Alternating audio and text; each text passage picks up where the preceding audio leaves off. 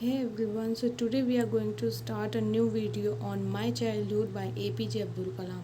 As you know कि इस पे 2 वीडियो ऑलरेडी बन चुके हैं। ये बहुत ही फेमस उनकी एक बायोग्राफी है, उसी से लिया गया है और इसमें हम आज पढ़ेंगे about Abdul Kalam, then quote by him and content of the chapter. So first is his quote, dream dream dream, dreams transform into thoughts and thoughts result in action। जब तक आप ड्रीम नहीं करोगे ना तब तक आप उसको थॉट्स में कन्वर्ट नहीं कर सकते। देखो, जो सबसे पहले इंसान को एक सपना आता है। सपना मतलब ऐसा रात वाला सपना नहीं, दिन में बैठे बैठे जो उसको सपना दिखता है कि काश मेरा भी ऐसा घर हो, मेरे पास भी इतने पैसे हो, जो भी है सपना, वो सपना पहले देखना, फिर उसके बाद उसको इतनी बार सोचना कि वो आपके परमानेंट थॉट में ट्रांसफॉर्म हो जाए। उसके बाद ही वो आपके रिजल्ट मतलब एज एन रिजल्ट एक्शन में ट्रांसफॉर्म होगा। तो ये बहुत ही उनका फेमस थॉट है। अब इसके बाद आते हैं इनकी नेक्स्ट स्लाइड पर, जिसमें दे के रखा है कि उन्हीं के बारे में इंफॉर्मेशन है कुछ कुछ, जैसे missile man. He was known as the missile man of India for his role in the developing missiles like Agni and Prithvi. Prithvi और अग्नि नाम की जो मिसाइल उन्होंने डेवलप की थी, उसी को डेवलप करने के लिए ही इनका नाम मिसाइल मैन रखा गया। न्यूक्लियर टेस्ट, ही लीड का सेकेंड फॉर्म है।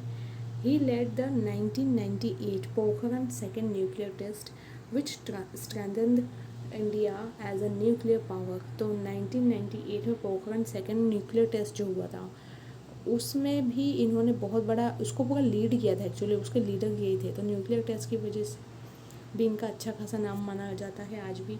Space program, he led India's first satellite launch in 1975 और पहली सैटेलाइट लॉन्च की थी उन्होंने 1975 में।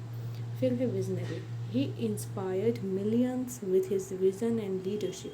उन्होंने बहुत लोगों को इंस्पायर किया अपने विज़न से, अपने लीडरशिप से। Scientist, he joined DRDO in 1958 and ISRO in 1967 में इसरो ज्वाइन किया, ओके। और 1958 में DRDO। तो इसकी वजह से भी उनका नाम है writer. His writings encouraged readers to dream big, embrace challenges and work tirelessly towards their goals. तो एज एन राइटर इनका एक ये भी था कि ये ना बहुत ही बड़े मतलब है ना ड्रीम बिग करते थे। चैलेंजेस को इन्होंने एम्प्रेस किया है और टायरलेसली वर्क भी किया है।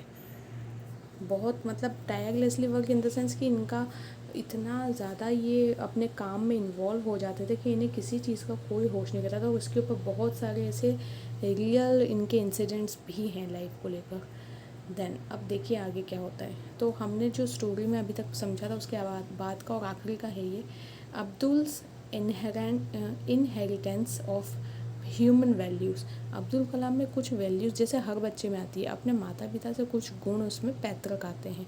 उन पैतृक गुणों में से ही कुछ गुण अब्दुल कलाम के बहुत ही अच्छे थे। From his father Abdul Kalam, और ये किसी क्वेश्चन का आंसर भी है क्लास 9 में, तो इसका आप ध्यान रखना कि मतलब अब्दुल कलाम के पेरेंट्स उनके अंदर क्या क्या गुण है, उसको आप ध्यान से सुन लो। From his father Abdul inherited honesty and self discipline.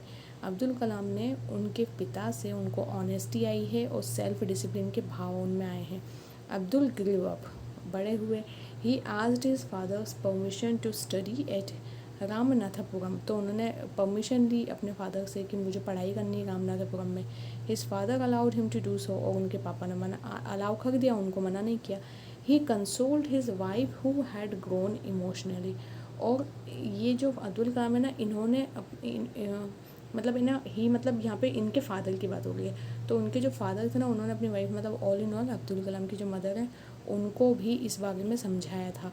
क्योंकि देखिए, कोई बच्चा बाहर जाके पढ़ाई करे तो ऑब्वियसली मदर को ऐसा लगता है कि पता नहीं इससे फिर वापस से मिलना कब होगा, ये वो सब। तो उस वजह से उन्होंने उनको भी समझाया था। How Abdul Kalam's father consoled Kalam's mother.